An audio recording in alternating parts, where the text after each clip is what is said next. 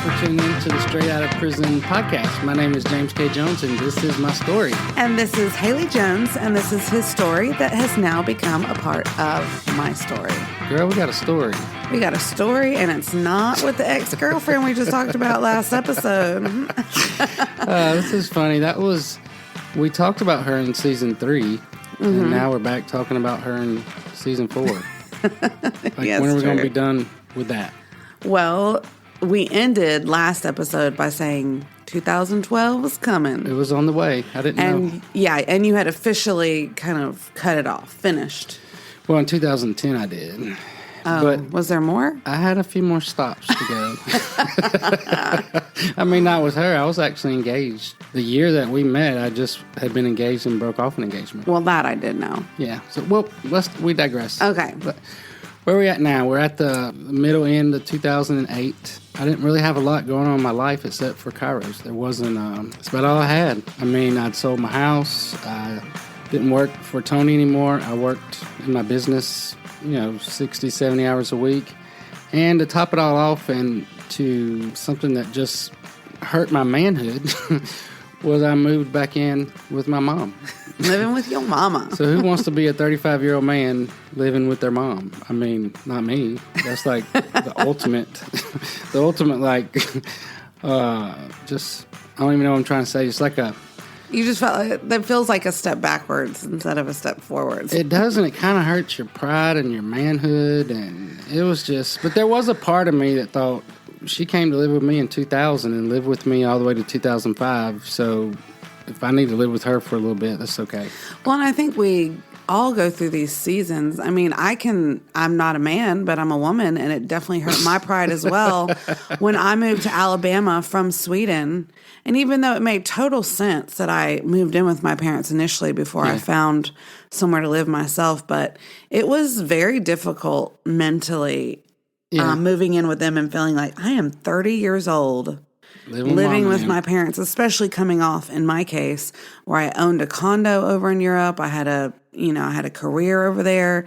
So to go from that to now I'm living, and to make it worse, my parents had just relocated to Alabama. Yeah. And so, I mean, we had my childhood home on the bay, which was beautiful, but they moved to Alabama, moved in an apartment until they could find a house or build a house. So they were living in that apartment with my grandmother, who I was sharing a bathroom. Is this when you came home? Yeah, this is when I came to Alabama. In 2010? Yeah.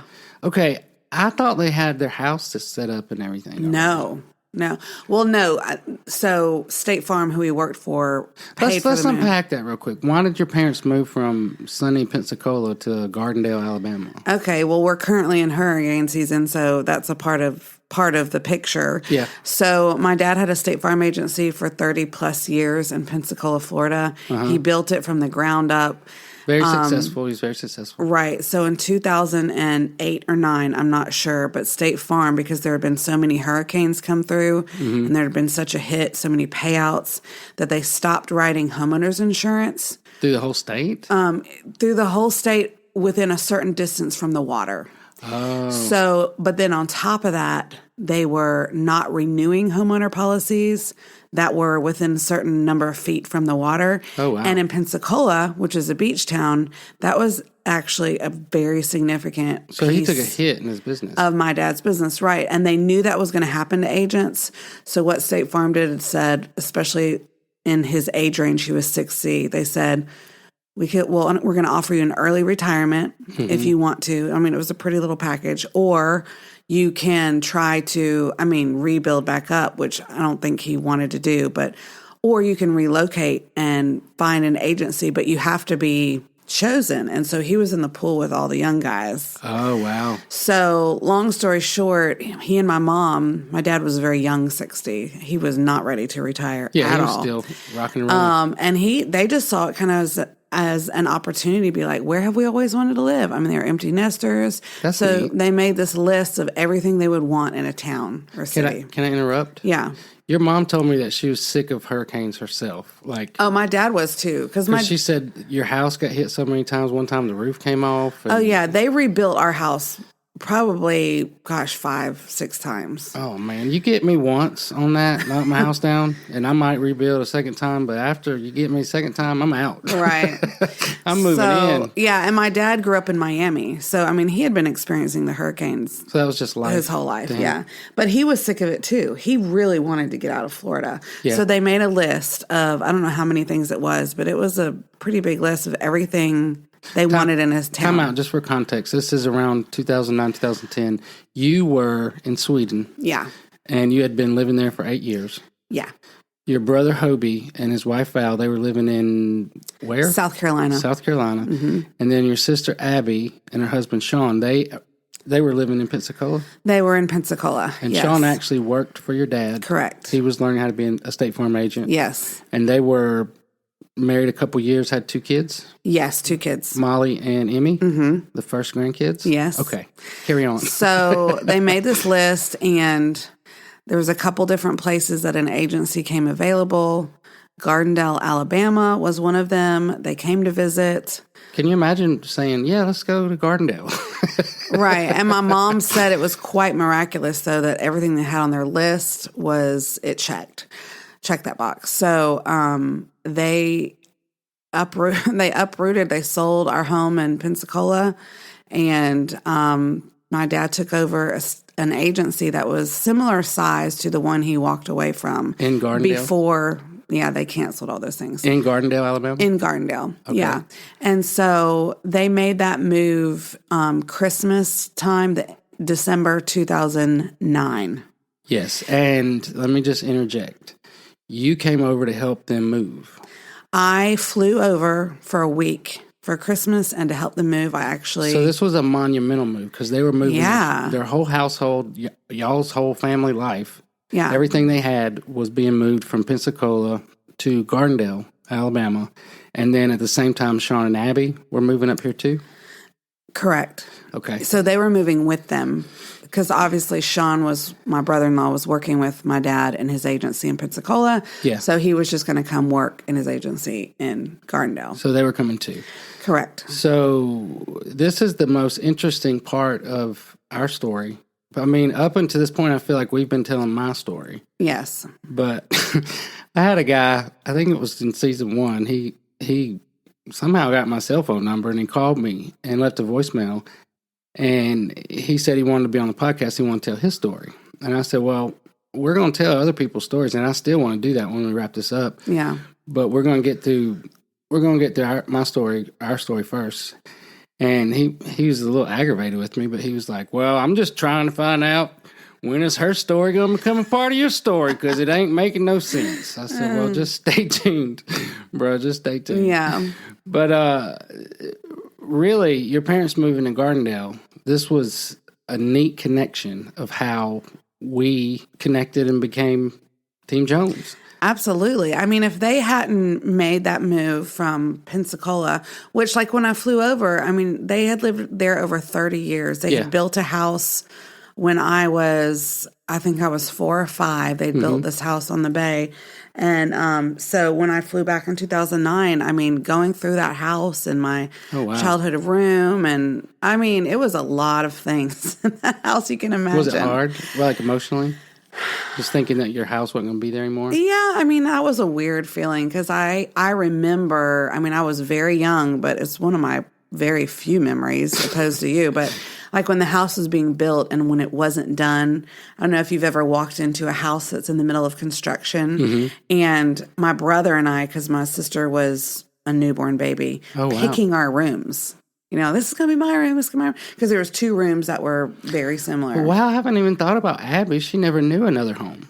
No. Wow, that's neat. So, but picking our rooms, like when it was just, what do you call, like the framework was up and you could, and, you know, just having that memory and just all the yard work and my dad made us do. And, I mean, I'm not as sentimental as you are. So it wasn't like painful. It was just kind of weird, you know, but also neat because when I was with my dad we had like a pool house next to our pool and kind of going and getting boxes that had been there for 30 years that they had not.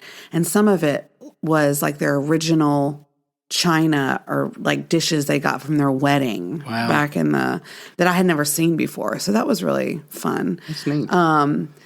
But I mean, as the story unfolded years later, I'm so thankful that we did that or that they did that. We're a part of that moving and unpacking. And because, fast forward, he moved to Alabama, they got another house. And then when they both went to heaven, you have all this, it still is a ton of stuff, but I can't even imagine doing that. Oh. With their stuff from that other house that had been there 30 years. Yeah, that so would be rough. Anyway.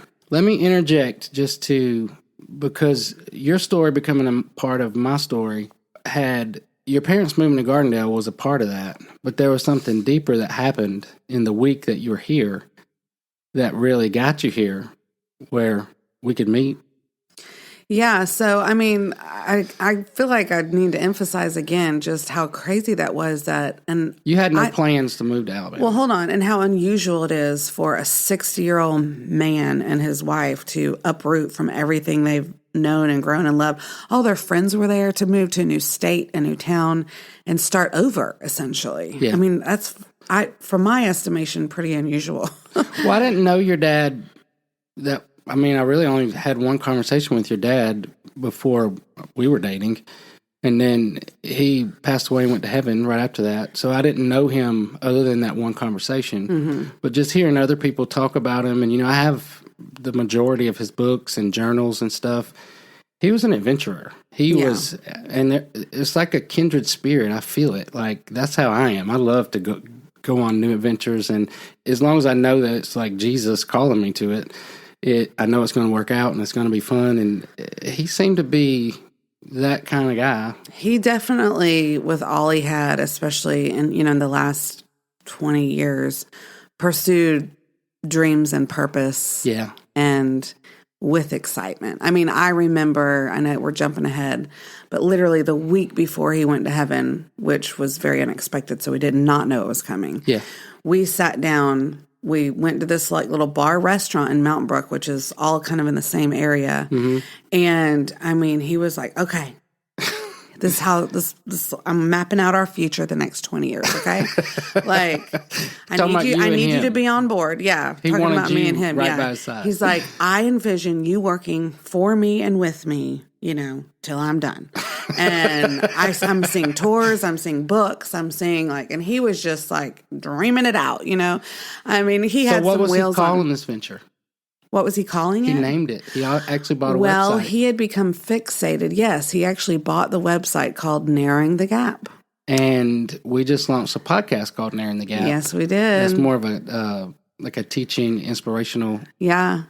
And that came from a trip that we took, actually, the family, to London. Mm-hmm. And they have the underground subway stations, and everywhere it says Mind the Gap. Mm-hmm. And what that means is the gap between the platform and the train or the subway, because there's a gap there. They don't want people to trip, So you have to step over? So you have to mind the gap, yeah. So you're like stepping over a gap to get in the train? Yeah. Okay. And so it says mind the gap. I mean, anyone who's been to England probably knows what I'm talking about. Well, I haven't. Do we have those gaps in America, or do we do it better? Well, it's underground subway, so I mean, it would be like New York or somewhere that has these underground stations. But anyway, that's I think what planted the seed about mind the gap and narrowing the gap from where you are to where you want to be, and what does that look like? Love that. So anyway, we're digressing. Back to 2009, they had decided to make this big move. They knew that they wanted a house. I mean, this is a house they're going to be in for a while. They wanted a nice house, so they didn't want to make the decision quickly. They moved temporarily to an apartment? Yeah, so when they first came over, they put all their stuff in storage, except what they needed, and moved into this apartment complex. And it was a 3-room apartment because at this time... 3-room or 3-bedroom? Sorry, 3-bedroom. Going back to my... At this time, and for the first time, my grandmother had dementia, and it was starting to progress, and she moved with them to Alabama. So my grandmother, at the same time, moved out of her house that she had been in since her and my pop had been married. So for 55 years. All right, time out on that. I did not know that. Yeah. I thought the way I had it envisioned in my mind that she was already living with them, and then they moved to Birmingham. So So this was a monumental move across the board. So your parents were leaving their family home. Mm-hmm. Your grandmother was leaving her family home? Well, it was the home that her and my pop, like when my mom, I think, was 4, they moved into this house. Wow. So they had been there. My pop died a few years before, but they had been in that same house for 50 plus years. Wow, so the Hobarts and the Joneses are coming to Alabama. Right. My grandmother, they were Joneses. So and Mom and Pop. There's Annie and Cleve Jones. Just for everybody to know, there's no relation. Jones is a very common name. There's Joneses everywhere. Yeah. So my grandmother moved with them, and that was the first time she had moved out of her house because her dementia was progressing, and she needed your mom. Yeah. So, well, my mom, it's like, I think it's time, and my grandmother agreed. So they moved in this apartment, and so I flew over for a week with just the intention of helping them move, getting things out of my childhood home, getting them to Alabama. And it was just kind of a weird season, being for Christmas the first time. I mean, I never lived in Alabama. Yeah. They had never lived. Well, my mom was born in Alabama, but she had grown up in Florida. And so I came over for 1 week, because I was working. I had my condo over there that I owned. So you were running a very successful program for international schools in Sweden or Europe. Yes. And I came over and did all the things. And the one Sunday that I happened to be in Alabama, they were just kind of looking for a church to visit that Sunday. So up until this point, they had not found a church. They didn't have any ideas about No, churches. I mean, they literally just got to Alabama. So the way I remember the story, I don't know if you told me this or Abby told me, was that they went to a church in Pensacola that had small groups, and that's what they liked. That's right. So she typed into the Google. Yeah. And said, she Googled it, yeah. What are some churches in Birmingham, Alabama? Because Gardendale's north of Birmingham. It's Birmingham Metro. What are some churches in Birmingham, Alabama that have small groups? And what popped up? So Church of the Highlands popped up, naturally. So that was 2009. They'd been around about 8 years. Mm-hmm. But by that time, Church of the Highlands had a big campus, and they were rocking and rolling. But my parents had never gone to big church. We had never grown up in big churches at all. By big church, you mean like mega church? I mean, like where there's a lot of people attending, I guess. I mean, several years, my parents actually were a part of helping plant a church. Small churches. Yeah, I mean, they were working, but very small. I was the same. Up until the time, never mind, don't let me interject. Okay. Y'all went to Church of the Highlands. What was your first... So, I mean, it was very kind of just like, oh, we're going to visit this where we're going to church this Sunday, There was nothing deep about it. So we went into church together, and my dad was like, whoa, it's like Jesus World in here, because it was so big. What's Jesus World? Like, like Disney World, except Jesus World. And he made jokes about the check-in for the kids, like, oh, they're going to implant chips so they know, like, beep. And I think he called it, like, Circus of the Highlands, because everybody was like, hey, so big. Hey. Well, I was familiar with Highlands because when they launched in 2001, they were in my area where I lived. But I knew they were meeting in a gym at Mount Brook High School. And sometime around this time, we were doing catering, and I didn't usually deliver the catering. I had a catering delivery guy. But it was one Sunday, they ordered like a meal for like 20 people, and for some reason I had to deliver it. And I'd never been. I didn't know that it was that big. Mm-hmm. And I was just dumbfounded. Like, this is like Fort Knox. I mean, it's so big I couldn't figure out where to go in. I was calling the lady. Jesus World. It was humongous. The lady was like, no, you got to go in the east entrance and you got to come to this and do that. And I was like, whatever y'all are doing here, it is on fire. This is huge. So what were your thoughts about it?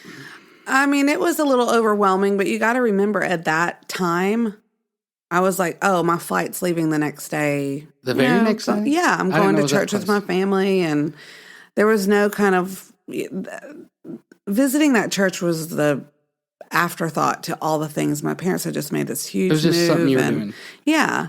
Kind of like checking a box, maybe? Yeah, because, I mean, we go to church. My family's always gone to church, so they're going to find a church to go to. And so... we went in, we went to church, and that particular Sunday, Pastor Chris, who's the main pastor, for those that Senior don't know pastor. that. Yeah, the senior pastor. And he gives the messages, and generally at the beginning of a year, he gives a message to kind of lay out the year. Right. So this was the first message of 2010. And the reason why I'm highlighting this, I feel like this changed my life, even though I didn't even know it was happening. But and I went back and listened to this message, especially the first couple of years after we were married. I listened to this message over and over and over because it's what got you here. Yeah, I see. I didn't know you would listen to it over and over and over again. Oh, yeah. So it was My Five, or it was called Five or My Five, one of those. You Actually, probably know message, better. it was a message series, and he was telling you to find your five, your five, top yeah. 5 values, and then take those top 5 values, write them down, and do something every day, even if it's a small thing. Every day, do something, some kind of action. Take some kind of an action step on your top 5 values, and that he was saying it'll change your life if you do it. Right. So the whole message idea is exactly what you just said, but the way he presented it was it was not. I didn't feel like it was trying to like make me do anything or condemn me or. Yeah, it was. I remember him making the statement or something. This is in my own words. But does your life reflect the things that you value? The most. Like the things that you say you value and that are important to you. Mm-hmm. Can you see that in your life? So it was very it's a great question, And the first step in doing that is, I think, articulating and thinking about, what do I value? What are my top 5? And so, it really just planted a seed in me and inspired me, I guess, and I remember I flew back, the next day to Sweden. Did you find your 5? And I wrote down my 5. I wrote down my 5. I was like, I like this idea. And, I'm in education at the time, so I literally made a chart for my condo of like my 5 and then a little checkbox for every day. Because you put on your refrigerator? What he had said is like, for example, if one of your values is like your friends or people, like you want to add value to them, and it doesn't have to be, and this is what kind of hooked me. Yeah. It doesn't have to be something that takes you an hour to do. It can be literally, I think he said, you like write on their Facebook wall, like send them a text, like something that literally would take me 2 seconds to do, but it's being intentional about like, I've decided this is important to me, so let me live by that. But the key to that is doing it every day. Doing it every day. So, he actually said, I remember, you don't have to do all of them every day, but at least do one of them every day. And that was 2 for me, because anything for me, if it feels too overwhelming, you're not going to do it. I just check out. Like, it's like, it's a great idea. I'm out. Mm-hmm. But that, how he presented it, it sounded like, that's something I can do. I can do that. Yeah. And so... Do you mind sharing like what your 5 were? So you don't have to do the whole 5, but I know that just for the sake of time, one of your top 5 was family. Okay, so this is what got me to Alabama essentially. So you wrote on their family, and you had the checkbox on your refrigerator, right? And you had to look at it, right, every day, every day. And so it started with just like I said, like texting my mom, because I'm very bad about anyone that's close to me. Mm-hmm. For any certain time knows that I can be very bad at keeping in touch. I'm not proud of it, and I think I've gotten better, but. Just reaching out, to my mom. And so, yes, family was on my list. So this little exercise that Pastor Chris gave you was actually he gave you a tool to be able to do what you wanted to do. Yeah, exactly. And if y'all are listening to this and you're friends with Haley and you get upset when she don't return texts, I'm married to her. And I know and believe that she loves me. I'm her top person in this world, and she does the same to me. So it's not, she doesn't do it on purpose. It's just how she's wired. She's always in the moment. I try to get better. But anyway, so family's on that list, but through kind of that seed that was planted and then me kind of taking the step to do something different and to live out what I decided was important to me. Nobody decided, like, I like that Pastor Chris did not tell me what to put on there or, what should be on my list. Yeah. Like, I got to decide that. That's one of he's a leader that I love to follow because that's how he leads. I'm not trying to tell you what to do. He always says, you're accountable to Jesus for yourself, and if he don't want you to do something, he'll tell you. You'll know. Don't don't do what I do, because everybody's on a different path. Right. So I love my sheep hear my voice. So through that process of deciding those 5 things, writing them down, making the chart. I mean, I wasn't perfect, but I mean, I was definitely more aware of it, more intentional about it. And over the next few months, I just started thinking, okay, family is important to me. My family and those relationships are very important to me. So I moved away from my childhood home. I moved away from my parents when I was 18. Yeah. When I graduated, went off to school, and I hadn't been back since. And so the first year and a half, I went to junior college, but I still moved out and got an apartment. Then I went to a school that was 6 hours away in St. Augustine, Florida. Then I went from there to Miami. Then I went from Miami to London, then London to Sweden. And so here I am, 30 years old, and this is, I mean, maybe normal, but had not lived close to my parents since I was 18. Wow. And so thinking that, man, I'm obviously an adult now, like full on adult, obviously 30 years old. And I don't really know what my relationship looks like with my parents as an adult to adult, not child to adult, which is what it was when I left when I was 18, but just that new, and feeling like I wanted to explore that, and I wanted to have that. I wanted to be in relationship with my parents as an adult, because I knew that looks totally different than it was when I was 18. So yeah, that just, I mean, kept coming back to me. And anyway, so it was that seed back when we visited Church of the Highlands, and my 5, that value, that fast forward, was it, gosh, so I had one more semester, you know, when you're in the education world. Yeah.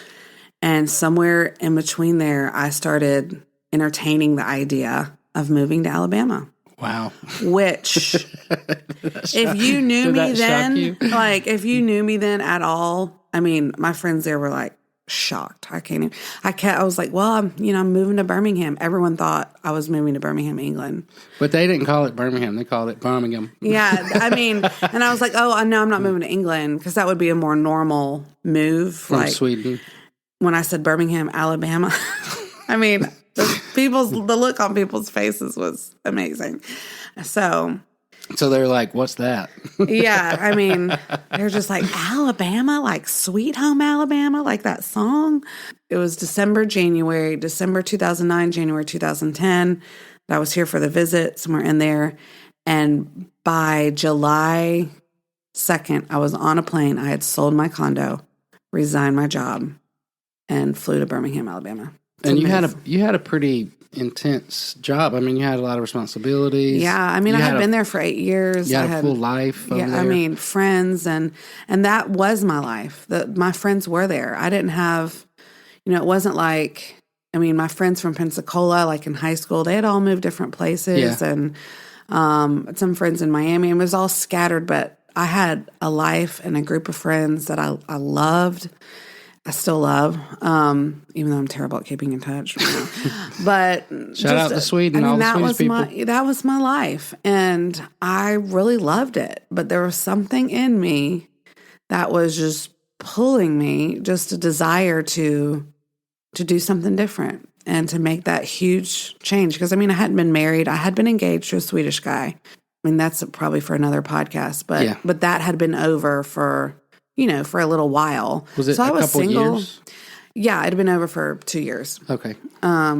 So you had, and we'll unpack this in another episode, but you had your own, just like I had an unhealthy relationship with Shauna, all the drama that I went through with her, and then just getting to the end and realizing this is not what I can do with my life. Right. You had a similar experience where you almost married this guy, and it was an unhealthy relationship as well. But something made you know that you couldn't marry him. Absolutely. Just like, I came to that place. Right. And that's fascinating to me. Yeah. Is that you almost married a Swedish man and would have probably lived in Sweden for the rest of your life and had only blonde-headed, blue-eyed kids running around. Yeah. With lots of outerwear. Keep you warm. But, and I would have married someone, I need to make sure I say this right. I would have married someone that would not have allowed me to pursue dreams or passions or anything. and I would have just been miserable. Yeah. I know that now. On the other side, you don't know it when you're going through stuff like that. Right. It's crazy to think about. It really is. So I left Sweden. It was amazing kind of how it worked out and how my condo got sold. I made a pretty good little chunk of change to be able to fund my move. I shipped furniture and everything from Sweden to Alabama. When we talked about that shocked me because you packed up your whole household and had it shipped to America. Mm-hmm. And I didn't even think much about it because you were showing me stuff like, this is from Sweden, this is from Sweden, this is from Paris, this is from England. And, that stuff is neat to me. Excuse me. I like history and stuff like that and context. And you told me how much it cost to have it shipped was like $30,000. Yeah, and I was like, Lord have mercy. Like, I would have had a yard sale. Just give me my suitcase, my carry-on bag. Well, there was something about that. I remember at the time thinking, like, I want this to come with me. Yeah, it felt like such a big part of who I was. Like, I grew up there. I feel like I really became an adult there. Yeah. And it just felt like such a huge part of me, and I needed to have it with me when I was starting over in a new country. Yeah. Because I had been in Sweden for so long that this is how I explain it to people, that when I was in Sweden, I definitely felt like the American, but when I came back to America, I kind of felt like the Swedish foreign person because I had been there for so long. And so it definitely felt like I was stuck between two worlds. Time out on that. Even if you had moved from Pensacola to Birmingham, Alabama, you would have been a little like the farm person. You would have been the Floridian. The foreign person. Because it's just a different world. It is a different world. But, living in Europe definitely influenced my style, my taste. I rolled up into Gardendale, Alabama on a regular, on a regular ass Tuesday, wearing my silver sequin skirt and my tall brown boots. Well, your mom told me a story of that right after you got back from Sweden that your style was a little flashy, she said. Yeah. But, she loves you. So yeah, I take zero offense to anyone saying it would be flashy. You don't really got that European vibe these days, but which makes me a little sad, to be honest with you. I need to get some of that back. Well, you're stylish. My daughter's stylish. Look at Lula May. Yeah, she's doing her thing. But she said that you and her went to Gardendale First Baptist on a Sunday, and that you picked her up to take her to church, and that you had on leather hot pants and high heels. Why not? Walking up into the Gardendale First Baptist, and for those of y'all that are not from Alabama, it's just a very conservative. They're good people, but they're very conservative. Like Christian, you would like. Yeah. You wouldn't. I'm pretty sure Haley was the only one in church that day with leather hot pants on. And I remember my mom's face, and I was like, "What?" And I remember she's like, "You though." I just don't know if that's just the most appropriate thing for this church. Yeah, so I still don't see anything wrong with that. You did it anyways. Haley's gonna do her thing. So let's do a little fun fact. Yeah. Was that your plane landed on July the 3rd, 2010. Yeah. And that's my birthday. Yeah. That's something neat. Just all these connections. It's just it's weird and neat and fun. And it's very cool. I love it. Because then we end on that with the last episode that it came on your birthday, and that was right at the time that you were just kind of. I came to an end with Shauna because we had been together. We were together for 5 years. I guess committed to each other for 3.5 years. When I found out she was seeing somebody else, then that kind of messed everything up. But then we would try to get back together, and it wouldn't work. I don't think we were ever back together for more than a week. Usually it was just 2 or 3 days. I just couldn't. It's like there's something about when your trust gets crushed like that, I can't trust anymore. And but I still loved her. Yeah. And I think that part of it was real. I did care about her. I wanted the best for her. I wanted her to be happy. And it was, in some weird way, it was almost I unpacked this through counseling later. That 10-year-old little boy that knew I had to take care of my mama when we moved to Alabama, that I had to like man up and do whatever to make sure my mama was okay. I had somehow transferred that over to her. Like I felt like I had to help her be better. But it was just creating chaos in my life, and it was just misery and depression and just like, what am I doing? Yeah.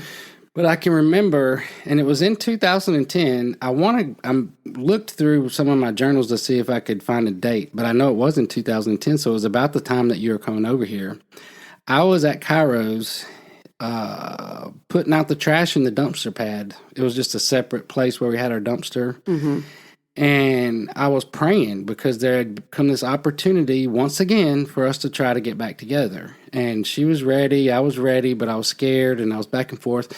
And I was praying and I was just like, Jesus, I know that she's the one. Like, there's no one else. That when she walks into a room, I feel this rush in my chest and in my stomach. It's just this feeling. And she's the only one I get that feeling for. And I don't know how I could be married to somebody else. Mm-hmm. So if she's the one, I got figured out. And never forget, this is one of the most profound things I feel like that I've ever heard spoken to me, was Jesus said, I can tell you a time when you felt that feeling before. And I was like, no, never have. Never had it. I mean, I've had like puppy love. I've had crushes on girls. And he said, you had that feeling when you were doing meth, when you were doing drugs. And I was like, wow, oh my goodness. Like it wrecked me. Mm-hmm. Like, what's happening? And it's true. I did. When I was doing drugs, you would know that they were coming, or you would see somebody come, when it was time to do and I only did them for 45 days. Mm-hmm. So it wasn't like I had like this whole lifetime of being a drug addict. But my whole experience with that lasted 45 days. But there was that same like addiction, and I don't know, it just made me think, no wonder she's destroying me. She's like crack. And not that she's a bad person, but like what I had attached to her and the value that I put on us being together in that relationship. And it totally just like changed my thinking. Mm-hmm. I went into my office, I locked the door, I sat down, and I started writing. When I write stuff down, I can figure it out. Yeah. And I just felt like Jesus was like, okay, what are you going to do about it? And I sat down and I wrote her an email. And it was probably the most sincere email I ever wrote her. Because, I communicate better when I write. You know that. Yeah. Like when we're in conflict, I can like send you a text and explain something to you better than I can say it. And I just told her, I believe that God put you in my life for a purpose. And I believe that he put me in your life for a purpose. You were stuck. If you hadn't been in a relationship with me, you would probably still be stuck in your divorce and all that mess.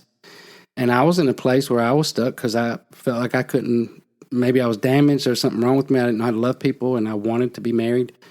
But it's obvious that we're not meant to be together. And I said, I love you. I will always love you. And I'm praying for Jesus to bring someone into your life that will be a man, that will be your husband, that will love you and treat you the way you need to be treated. But I know that's not me. So we gotta move on. Okay, pause. I can even feel the emotion in you, in your voice, which is, where is that coming from? I'm putting myself back in that time. That was hard for me to do. Like to say, we're going to close this chapter. Mm-hmm. This chapter is over, and just to have peace with it and move on. But because you kind of knew it deep down that you had finally gotten to that place where you could do that. It did, but there was also, for me, this is probably like a mind thing.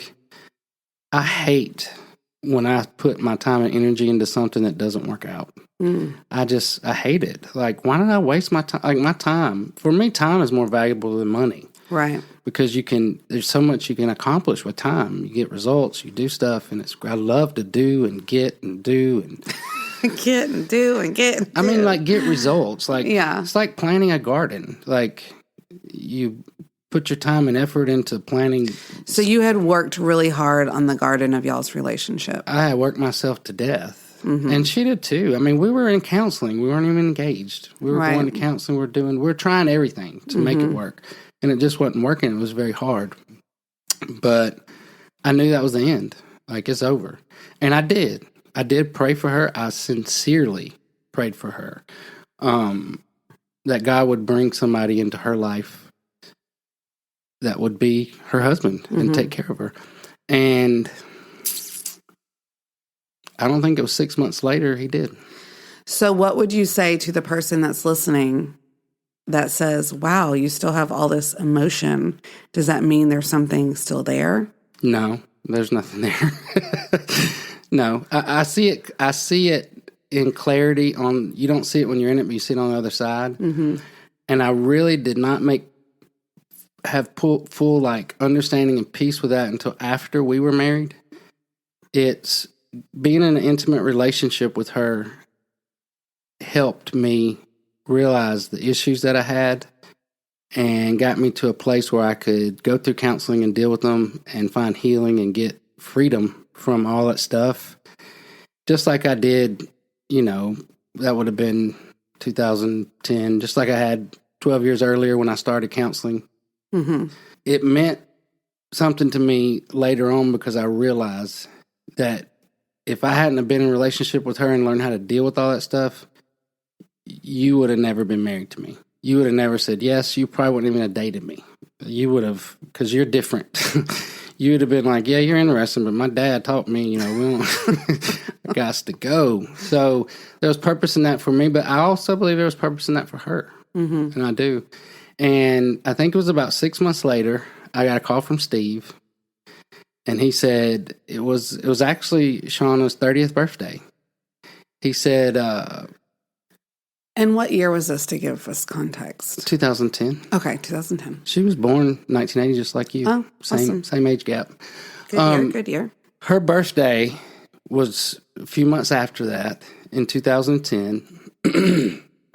And she was having an 80s birthday party because she was born in 1980. And Tanya and Jeremy were putting on this big thing because, 30 is a monumental birthday. And I was invited. I made the cake, all the things, because I was still heavily involved with her family, even though we weren't together. Right. In business, and her sister's your best friend. I mean, yeah. It was just a lot of, I was still... connections. I was kind of part of their family. Right. Still. So I got a call from Steve, and he told me, I just want to prepare you, and you can do whatever you want with this information. But Sean asked me to call you and just make you aware. She's met someone, and he's a very nice guy. He's been through a similar situation as her. He was married, except he had kids. His wife brutally cheated on him, and he went through a really hard divorce. And it was almost like they had the same story. Like they had been married young, excited, and got into it and just got crushed by marriage. And, but he's going to be there, and she wants you to know that you can come, and she wants you there, but she wants you to be aware of what's going on. And so I had to battle that a little bit. Yeah. Do I go? Do I not go? What do I do? What month was just curious? June of 2010. Okay. So I didn't want to go, but I felt like I had to go. And it wasn't like upsetting, like she's cheating on me. She's doing what she's supposed to do. Right. And I felt like that Jesus had answered my prayer. And Steve, he wore so many different hats with me. But when he put on his like fatherly hat or pastor hat with me, he's always very gentle with me. Can you tell me what you're thinking, how you're feeling? And honestly, I said, I feel this is hard, but I feel relieved because I know I couldn't go first. Like I wouldn't do that to her. I wouldn't go first. So she has to go first, like figuring it out with somebody else. And got to the party. It was an 80s party. It was fun. I mean, I put on my red Converse and went. Hold on, I need to pause because I feel like I need you to answer this. Okay. When you said I wouldn't go first because I wouldn't do that to her. Yeah, I don't think I could have. What does that mean? Does that mean you didn't want to hurt her, or what does that mean exactly? Just if I went first, if I got another girlfriend and she didn't have someone else in her life, I just felt like it would be it would crush her. But if she went first and she was involved with someone, then it would be easy for me to go second because she would be. I don't know if that was the manly thing to do or just. It's funny because it reminds me of what you just spoke about a few minutes ago about being kind of like the savior. I need to help her. Yep. It's almost like you're still in that. I was. Like that was the dynamic of the relationship even after you broke up. I was. And when I met the guy, his name's Brian, really nice guy, gentle, opposite everything of me that drove her crazy. I liked him. I actually grew to love him later on. He's a really good guy, and he's perfect for her, just made for her. And going back, 80s party, red Converse. Okay, yeah, 80s party, red Converse. I went in, I met him, I met Brian. We had the party. It was a little awkward. She was probably more awkward than me, but we got through it. Yeah. And I went home. And that was that. And it felt like whatever's happening with this is good. And here we go. And it was what was supposed to be. It felt right. Yeah. Yeah. And they did. They dated maybe a year. Maybe not a year. Maybe 7-8 months. He asked her to marry him. I catered her wedding. I did. I went... they had a small ceremony in her parents' backyard, and she asked me to cater it. So I was like, okay. I made her wedding cake, did all the food. But then a couple of days before she got married, she called me and she said, I just don't feel right about you being there when I get married. And I love Brian, and we're starting a life together. But would your feelings be hurt if I asked you not to come? So I said, no, I can do the food. I can have it set up beforehand. I went in, set up the food, set up the cake. Her mom put flowers on it. And I had Brandon. He was working for me at the time. He actually did the, stay at the party and do all the stuff. And that was that. So but people were officially shocked. Moved on. Yeah. People were shocked that, especially people that knew me, close friends, shocked that I made her wedding cake. On many levels. I got so much feedback from the fact that I made her wedding cake. I had one lady, Anna, she was like, I have so much respect for you, James K. Jones. You don't even know. You don't even begin to know. But I felt like it was what I was supposed to do, so I did it. Well, I know we're jumping ahead, but And I was getting paid. Well, yeah, you're getting paid. Just because you mentioned that and people were shocked that you made her wedding cake. Well, fast forward, and we will fill in the gap here. Yeah, But when we got married, she played the piano in our wedding. Yeah, she played the piano. So, and she tried to back out of that. That is interesting that both of your weddings included the other in some way. Yeah. Well, she tried to back out of... I didn't ask her to play the piano at our wedding. I wanted worship at our wedding, and the worship team from my church, Grace and Truth, she was the piano player. Right. So it wasn't like I singled her out, but... I think she reached out to me and asked, Yeah, she wanted to make sure everything was good and cool. I was like, yeah, girl, we're good. Well, she tried to back out. She called me about 2 weeks out before our wedding, and... she said, I just feel weird about this. You weren't at my wedding. I asked you not to be there. And I said, well, here's the deal. You're married to Brian, so he's your man. And I'm fixing to marry Haley, and she's my woman. So I catered your wedding, so you can play the piano at mine. But by that time, we had moved on. We were friends, but we weren't. It's not like you hung out or anything like that. I would see but I would see him too. I hung out with him. In those days, every Alabama game, right? We went to Steve's house and watched it. His family, friends. Brian was always there. He's an Alabama fan, right? So he's a really good guy. But they settled down, had 2 kids. They're doing great. It's a beautiful life. Everything worked out the way it's supposed to. And that's that. All right. So where do we go from here? So Kairos. I have no idea. I guess we'll cover this in the next episode. Really, from 2008 until 2012, when I met you, I didn't have a lot of life outside of Kairos. My life was my business. Right. And that was, eat, sleep, and breathe. Kairos Cafe, Kairos Catering. And we're getting to the end of this one, so we should probably, I think this will be a good place to end this episode. Okay. So I've moved on from Shauna. You've moved on from your Swedish life. Swedish man, Swedish life. What was your guy's name? John. Did they call him Jon? They did. Jon. That's cool. Like Y-O-N. Yeah. But it was John, J-O-H-N. You've moved on. I've moved on. Stage is set. Do you feel like you need to keep saying that? Well, it is. I mean, you closed out a season of a chapter of your life, a pretty big chapter. Oh, for sure. In 2010. Monumental, truly. And I closed out a pretty big chapter of my life in 2010. So stage was set. Let's see what happens next. Yeah. Here we come. Yeah. So I guess next time we're just going to unpack those next 4 years. Well, I like the way we do this because we don't have a hard line, but we're just telling the story as it goes. Right. We may impact the next 4 years. We may not. We may just talk about whatever's next. Yeah. So I did have a wreck in 2011. That changed my life. Like a car wreck? Yeah. I got hit by a drunk driver. Okay. Yeah. I got hit by a drunk driver. It was an early morning, 4:30 in the morning. I had a job I was doing, and never would have in my mind thought that my early morning would be somebody else's late night. Right. And I was on Interstate 59 heading towards actually Bessemer, and there were some young kids drinking and driving that were swerving back and forth playing chicken on the road or something.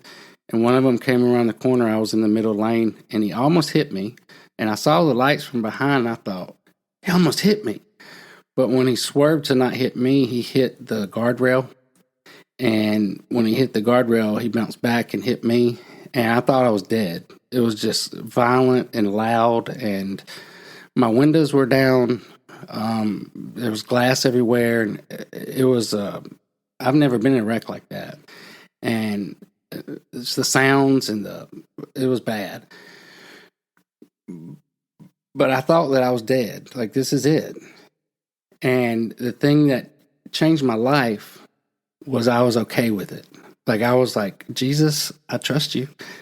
And if this is it, then this is it. But obviously that wasn't it. But it took away some kind of fear from me after that. And even, when they did the forensic stuff on the wreck, because the guy that hit me died.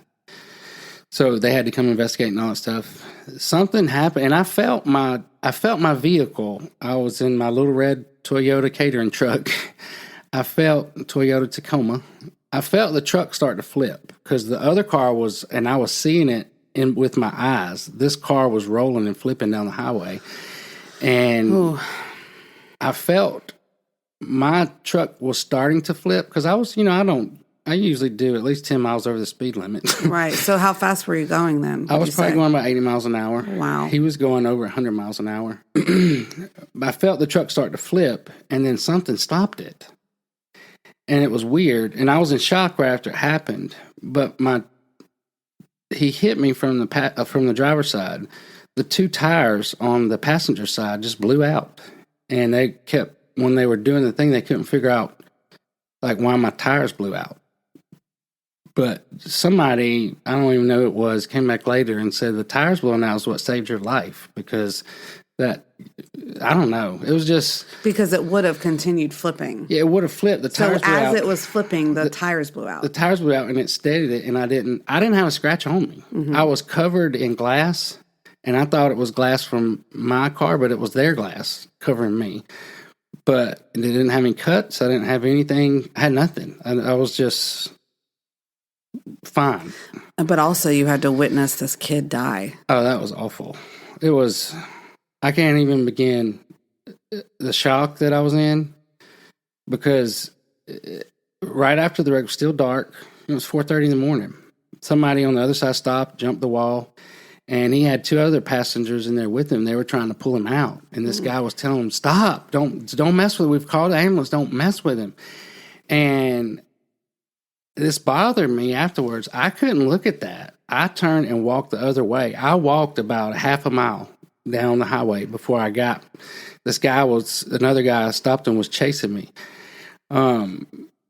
And I felt bad about that later. Like, why didn't I go back and try to help those people? But I was in shock. I mean, I think Steve told me that. James, you're in shock. It's okay. Mm-hmm. But we got back. The ambulance checked me out. I was fine. Not the ambulance, but the medic, whatever they are. Mm-hmm. People that drive the ambulances. Yeah. I was fine. I didn't have a scratch on me. But they said I had to stay there because there was a death. And I stood on the side of that highway from 4:30 until noon because they couldn't get the coroner there. And this kid's body the truck was flipped over. He was halfway out laying there dead. Oh, my God. They wouldn't even cover him up. And I couldn't. And you had to watch his parents come, right? Well, finally they got because they can't touch a body if it's dead. You have to wait on a coroner. And it was Saturday morning, so there was no coroner. The traffic was stopped for all those hours. It was a mess. As soon as they finally got the coroner there, they came in, they took his body out, and they took the cars away. His parents came. And his friends were there, but just the look on his mama's face. And his was a young kid. He was like 18, 19. They were drinking and driving. Been out all night partying. And I had people ask me, "Were you angry?" And I was like, "No. I'm sorry."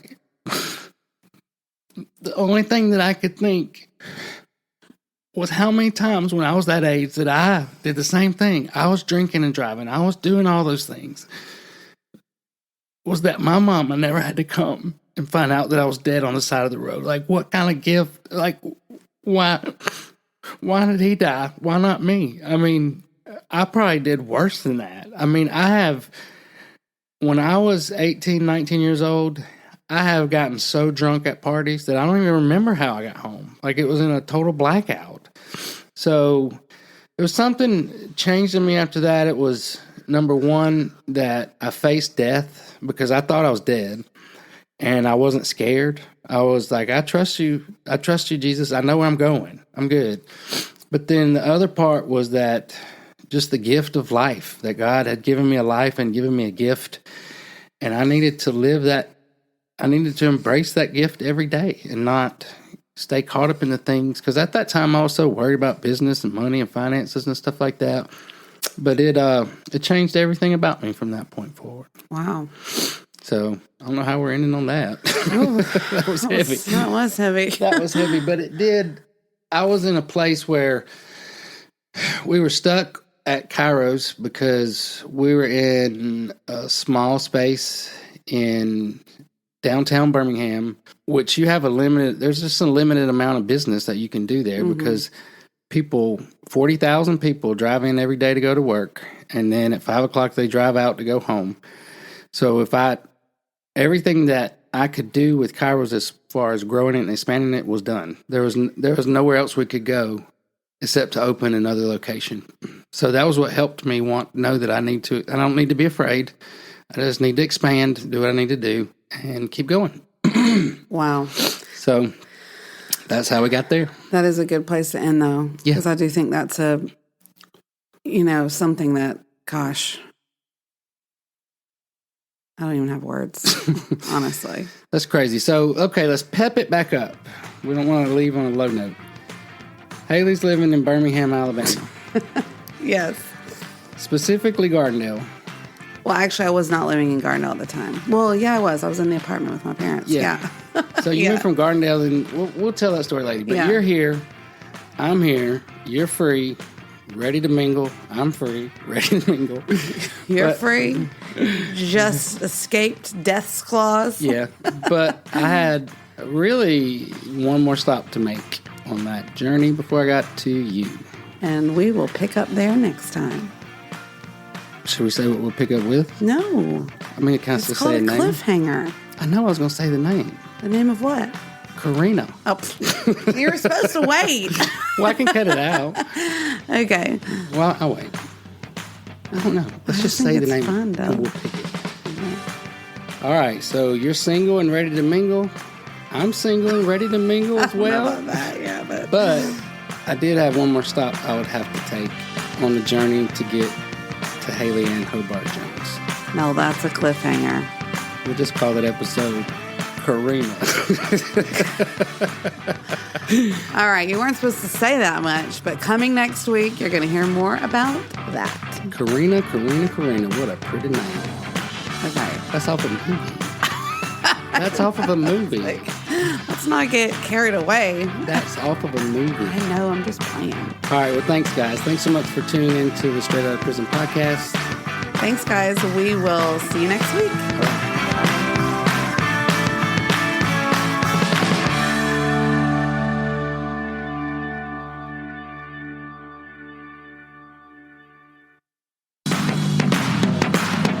Well, hey, guys, we hope you enjoyed the podcast. Written and produced by the Team Jones Company. Yours truly, James and Haley Jones. If you like what you've heard, you can subscribe to all of our podcasts. Download the Patreon app. You can get all of our content early and ad-free. Straight Outta Prison, The For Real, and Narrowing the Gap.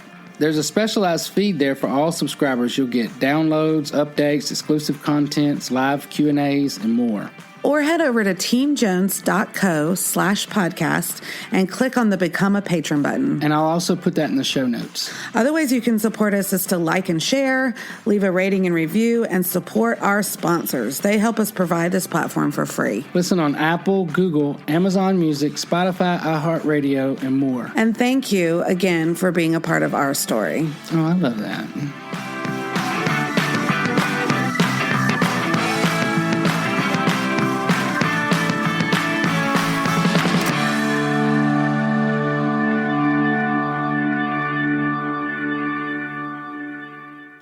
Out of these videos, please hit the like button, the subscribe. If you never want to miss a recipe or anything I do, hit the little bell and you'll get notifications. Hi guys, today I made a chicken pot pie with my dad.